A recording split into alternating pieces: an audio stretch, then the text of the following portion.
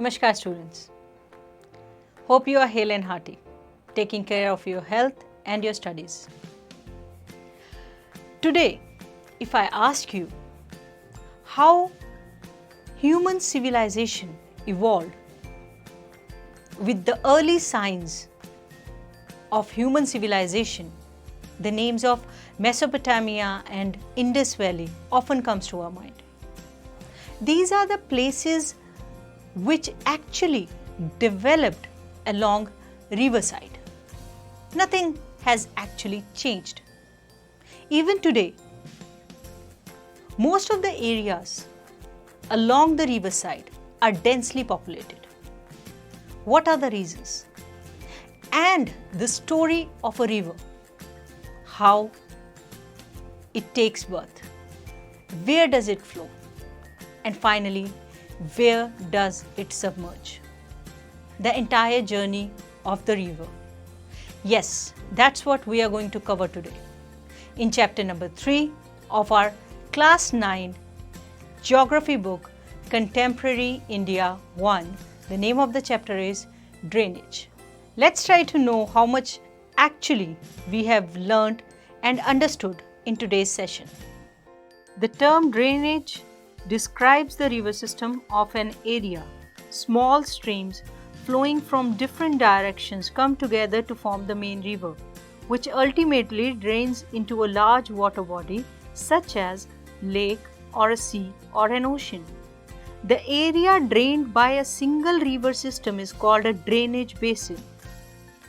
From here, we see the different drainage patterns. The streams within a drainage basin form certain patterns depending on the slope of the land, underlying rock structure as well as the climatic condition of the area. These are dendritic, trellis, rectangular and radial patterns. Let's take up the dendritic pattern, which develops where the river channel flows the slope of the terrain. The stream with its tributaries resembles the branches of a tree. Thus, the name dendritic, a river joined by its tributary. Most of the rivers of peninsular India originate in the Western Ghats and flow towards the Bay of Bengal. First of all, we will talk about the Himalayan rivers. The major Himalayan rivers are Indus, the Ganga, and the Brahmaputra. These rivers are long and are joined by many large and important tributaries. A river, along with its tributaries, may be called a river system. The first of Himalayan river is the Indus River system. The river Indus rises in Tibet near Lake Mansarovar. Flowing west, it enters India in Ladakh district. Several tributaries, the Jaskar, the Nubra, the Shyok and the Hunza, join it in Kashmir region. The Indus flows through Baltistan and Gilgit and emerges from the mountains at Tok. The Satluj, the Beas, the Ravi, the Chenab and the Jhelum join together to enter the Indus near Mithankot in Pakistan. Beyond this, the Indus flows southwards, eventually reaching the Arabian Sea east of Karachi. The Indus plain has a very gentle slope. With a total length of 2,900 kilometers, the Indus is one of the longest rivers of the world. A little over 1/3 of the Indus basin is located in India, in the states of Jammu and Kashmir. Now, according to the regulations of Indus Water Treaty 1960, India can use only 20% of total water carried by Indus River system. The water is used for irrigation in the Punjab, Haryana and the southern and western part of Rajasthan. Now, from Indus, we move to the Ganga River system. The headwaters of Ganga, called the Bhagirathi, is fed by Gangotri Glacier and joined by the Alaknanda at Devprayag in Uttarakhand. At Haridwar, the Ganga emerges from the mountains onto the plains. The Ganga is joined by many tributaries from Himalayas, a few of them being major rivers such as Yamuna, Ghaggar, Gandak and Kosi. The river Yamuna rises from Yamunotri Glacier in Himalayas. It flows parallel to the Ganga and as a right bank tributary meets the Ganga at Allahabad. The Ghaggar, the Gandak and the Kosi rise in the Nepal Himalaya. They are the rivers which flood parts of the northern plains every year, causing widespread damage to life and property, but enriching the soil for extensive agricultural land. The main tributaries which come from peninsular uplands are Chambal, the Betwa and the Son. These rise from semi-arid areas, have shorter courses and do not carry much water in them. Enlarged with the waters from its right and left bank tributaries, the Ganga flows eastwards till Farakka in West Bengal. This is the northernmost point of Ganga Delta. The river bifurcates here. The Bhagirathi Hooghly flows southwards through the deltic plains to the Bay of Bengal. The main stream flows southwards into Bangladesh and is joined by Brahmaputra. Further down the stream, it is known as Meghna, the mighty river with waters from the Ganga, and the Brahmaputra flows into the Bay of Bengal. The delta formed by these rivers is called Sundarban Delta. Now I must tell you that Sundarban Delta derived its name from the Sundari tree, which grows well in the marshlands. It is the world's largest and fastest growing delta. It is also the home of Royal Bengal tiger. The length of Ganga is over 2400 kilometers. Next in the list is the Brahmaputra river system. The Brahmaputra rises in Tibet east of Mansarovar Lake, very close to the source of the Indus and the Satluj. It is slightly longer than the Indus and most of its course lies outside India. It flows eastwards parallel to the Himalayas. On reaching the Namcha Barwa, it takes a U-turn and enters India in Arunachal Pradesh through a gorge. Here it is called the Dihang and it is joined by the Dibang and the Lohit and many other tributaries to form the Brahmaputra in Assam. Brahmaputra is known as the Songpo in Tibet and Jamuna in Bangladesh. In Tibet, the river carries a smaller volume of water and less silt as it is cold and a dry area. In India, it passes through a region of high rainfall. Here, the river carries a large amount of water and considerable amount of silt. The Brahmaputra has a braided channel in its entire length in Assam and forms many riverine islands. Every year during the rainy season, the river overflows its banks, causing widespread devastation due to floods in Assam and Bangladesh. Unlike other North Indian rivers, the Brahmaputra is marked by huge deposits of silt on its bed, causing the river bed to rise. The river also shifts its channel frequently. From here, we move to the peninsular rivers.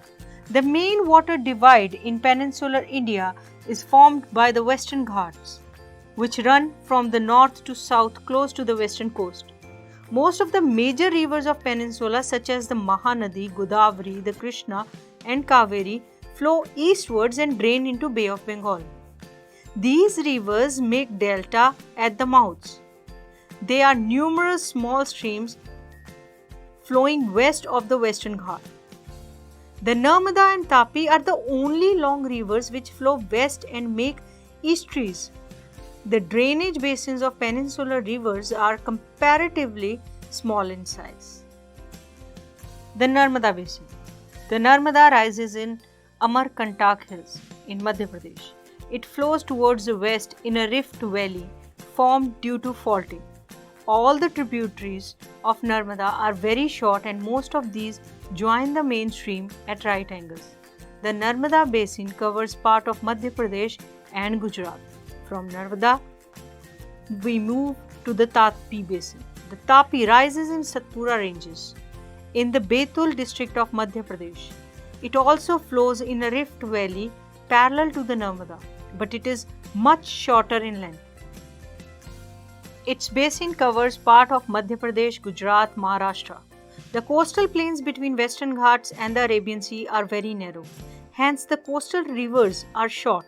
The main west flowing rivers are Sabarmati, Mahi, Bharatpur, and Periyar. After Tapi, we move to the Godavari basin. The Godavari is the largest peninsular river. It rises from the slopes of Western Ghats in Nasik district of Maharashtra. Its length is about 1500 kilometers. It drains into the Bay of Bengal. Its drainage basin is also the largest among the peninsular rivers. The basin covers parts of Maharashtra, Madhya Pradesh, Odisha, and Andhra Pradesh. The Godavari is joined by a number of tributaries such as Purna, the Vardha, the Parnhita, and Manjara, Vanganga, and Panganga. The last three tributaries are very large because of its length and the area it covers. It is also known as Dakshin Ganga. The Mahanadi Basin. The Mahanadi rises in the highlands of Chhattisgarh. It flows through Odisha to reach the Bay of Bengal. The length of the river is about 860 kilometers. Its drainage basin is shared by Maharashtra, Chhattisgarh, Jharkhand, and Odisha. From Mahanadi, we talk about Krishna Basin. Rising from a spring near Mahabaleshwar, the Krishna flows for about 1400 kilometers and reach the Bay of Bengal. The Tungabhadra, the Koyna, Ghatprabha, Musi, Bhima are some of its tributaries. Its drainage basin is shared by Maharashtra, Karnataka, and Andhra Pradesh. After Krishna, it comes the turn of Kaveri. The Kaveri rises in Brahmagiri ranges of Western Ghats and reaches to Bay of Bengal in south of Kodulur in Tamil Nadu. Total length of the river is about 760 kilometers. Its main tributaries are Amaravati, Bhavani, Hemavati, and Kabini. Its basin drains part of the Karnataka, Kerala, and Tamil Nadu. The river Kaveri makes the second biggest waterfall in India, known as Sivasundaram. The hydroelectric power generated from the falls is supplied to Mysore, Bangalore, and the Kolar Gold Field.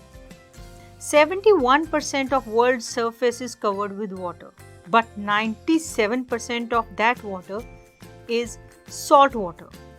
Of the 3% that is available as fresh water, 3/4 of it is tapped as ice. From rivers, now we move to the lakes. You may be familiar with the Valley of Kashmir and famous Dal Lake, the houseboats and the shikaras, which attract thousands of tourists every year. Similarly, you may have visited some other tourist spot near a lake and enjoyed boating, swimming, and other water games.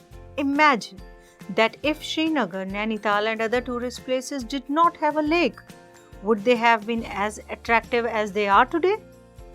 Have you ever tried to know the importance of lakes in making a place attractive to tourists?